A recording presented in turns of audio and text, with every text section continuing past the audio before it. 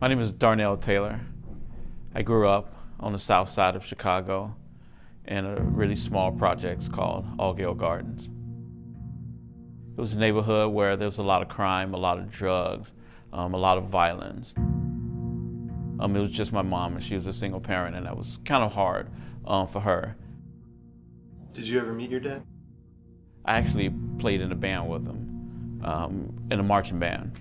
I played the bass drum, and he was on the snares, but he just never acknowledged me as his son.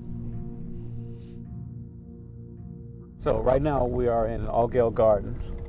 It's just like all boarded up and gutted out, like holes in the roof. It just seems like a ghost town. So this wall right here is a wall representing everyone in this neighborhood that have died. Actually, I know this guy, Hicks. And I think I know who this person is. Can I give you a hug, Mom? Love you. I love you too, Mom. 2, 3 years old when I came out here. And I've been there ever since. 'Cause one, I was trying to keep up on Mama, but I can't take care no more because I had a stroke. So you just want to get out this city? Yeah, that's all. One of my best friends was shot and killed. His name was Marcus Miller. And he was just like hanging out in the neighborhood. And one of the rival gangs just drove up on him. He got shot some 18 times. I noticed that some of my friends was getting into an argument with a guy. They were saying like, hey, we want our money back. One guy hit him, another guy hit him. I grabbed him, pushed him down. And I told him like, hey man, leave this guy alone. They left, I left, the fight was over. I didn't really think anything of this fight. It wasn't a really big fight. It wasn't like a guy like got seriously beat up. And then a few weeks later, I get a knock on the door, and it's a police officer asking my grandmother, can he speak to me about a fight that he thought I witnessed? And once I got to the station, the police was telling me that it wasn't just a fight, but they was then charging me with first-degree murder.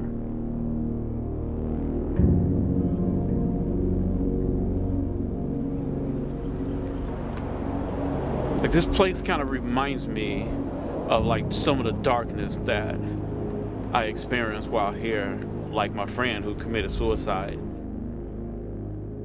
I had about 4 or 5 inmates at my cell with knives trying to get to my cellmate. As he was holding the door, there was guys stabbing him in the hand. I was overcome with fear that I may have 5 more minutes to live.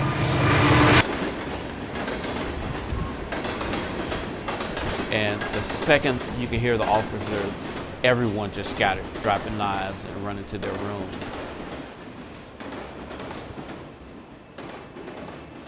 I spent the next 2-3 months in shock. I was numb to the point that I didn't know how to feel. It just happened in a moment when I was sitting in my cell, tears flowing down my face. It was God sort of tugging at my heart, telling me I needed to change. I think I spent maybe 2 or 3 hours just sitting on my bed crying and talking to God. And this person gave me a Bible, and I just took it to my room and I started reading it. I was put on a unit where I got an opportunity to go to chapel at least once a week. They had a Bible study every single day.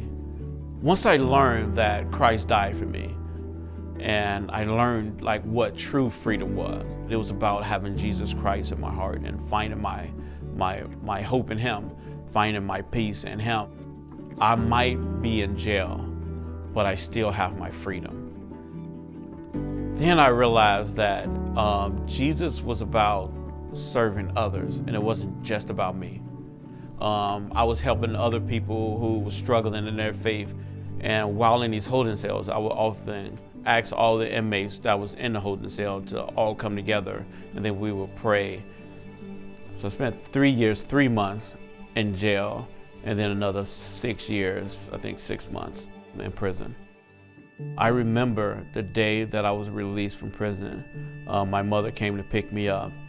And so that whole time on my way home, I was just thinking about my future and what that would look like. And so I decided to move with my sister that lived here in Chapel Hill. And the very next Sunday, I woke up to go to church and I get lost. And I end up in Grace Church parking lot. And there was a guy in the parking lot and I was like, hey, I'm looking for church. Is this church? And the guy was like, yeah, this is church. Come on in. And I thought the worship was awesome. And I immediately just sort of fell in love with the church. There was a couple of people invited me to come and share my testimony at Hillside High School. And so I said, yeah, sure, I would love to go do that. When I saw how much that story impacted the students and how many questions that they had, it suddenly hit me wait, maybe you should come to high schools and share your testimony more often. And so I started doing it. For those of you who don't know, my name is Darnell Taylor. I am the director of C3, so I actually oversee these 5 clubs. I grew up on the south side of Chicago. If I take an assessment of my life right now, being married with 2 beautiful daughters, Brielle and Nia, these are all things that when I was 19, I had no vision for. Every time I see him, I just get prouder and prouder.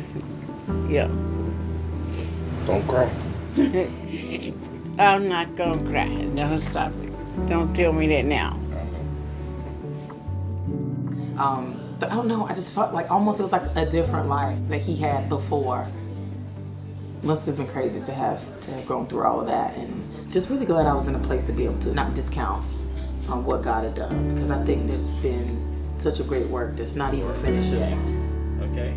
I look at my life and say, none of this is because I'm a good person. It's simply because God loved me enough to put me here so that I can share my story with someone else. It was all worth it.